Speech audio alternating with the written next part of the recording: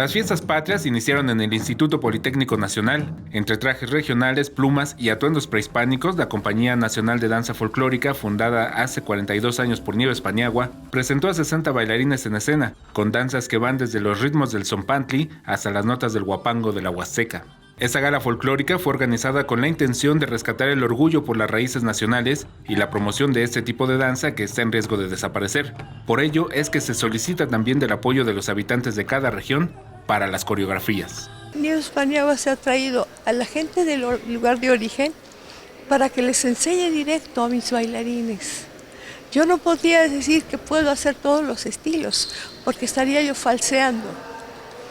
Pero de esa manera es como se ve el espectáculo, como si abriéramos una ventana al público de cada uno de los estados que integran nuestros programas. Indicó que la importancia de la danza no solo radica en el tema cultural, también tiene un impacto social muy positivo.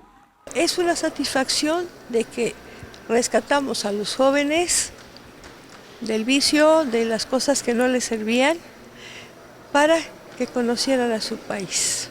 Así, la Compañía Nacional de Danza de Nieves Paniagua sigue conservando el propósito con el que fue fundada: preservar, difundir y enriquecer las tradiciones nacionales. Con imágenes de Manuel Hernández, Alberto Álvarez Santana, 21 Noticias.